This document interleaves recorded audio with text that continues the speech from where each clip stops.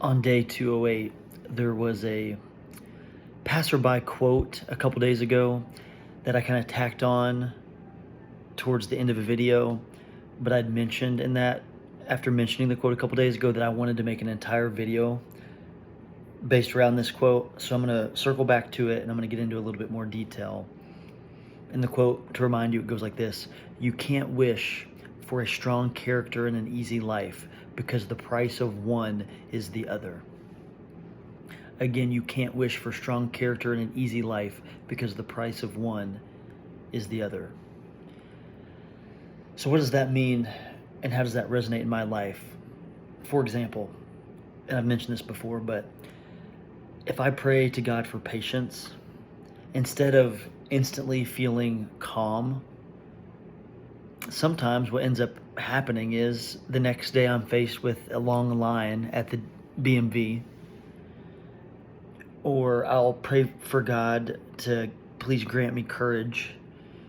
And instead of my brain chemistry just changing all of a sudden or instantaneously feeling more bold, I'll find myself in a situation that I'm at a fork in the road where I either can trust Him or I can give in to my own fear. And I've also prayed to God to help me be a more loving human, to be more loving in general. And then I find myself faced in a situation where I am faced with someone who's testing my grace or my patience or my forgiveness. And I've asked myself why this tends to happen. And I come back to the answer that God is in the business of transformation. He's in the business of transforming us, and us trying to be more like Jesus, and us pursuing Him. In the book of Psalms, chapter 66, I'm going to read through verses 8 through 12.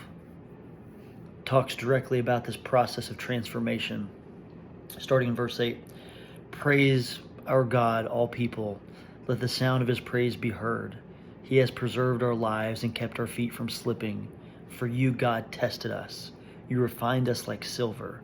You brought us into prison and laid burdens on our backs. You let people ride over our heads. We went through fire and water, but you brought us to a place of abundance."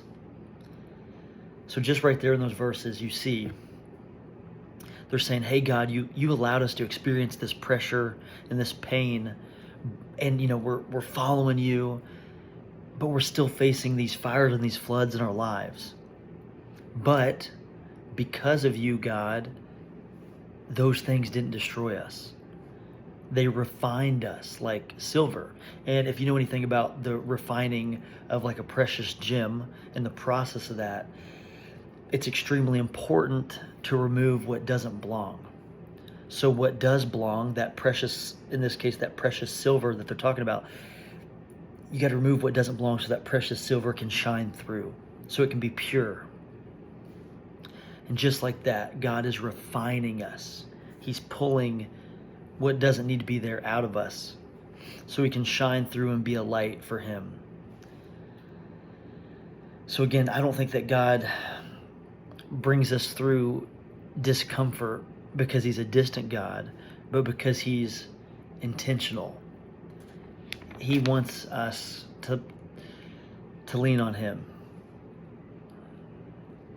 And that's the goal I think that we can all strive for in our hearts, which is like to stop seeing the trials and the difficulties of life as like a punishment, but seeing it truly as preparation and seeing it truly as refinement.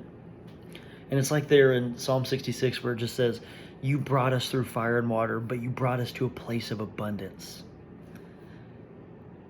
I love the transformation of that, because they don't shy away from the fact that they've been through trial, but they can overcome by truly trusting in Jesus, knowing that that's really pointing them to their true north, which I had a video on last week.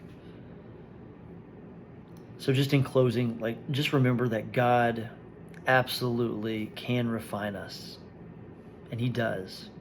He's faithful to bring us on the other side of whatever it is we're experiencing, whatever difficulty, whatever challenge, whatever pitfall that we're going through. God will bring us on the other side better, stronger, and more whole.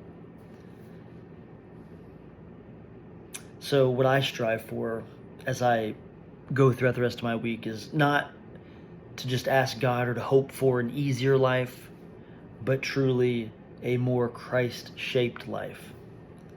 And to actually trust and believe that the fire that we're feeling and that I'm feeling in my life is not to burn me, but it's to truly build me, to make me stronger throughout the rest of my journey.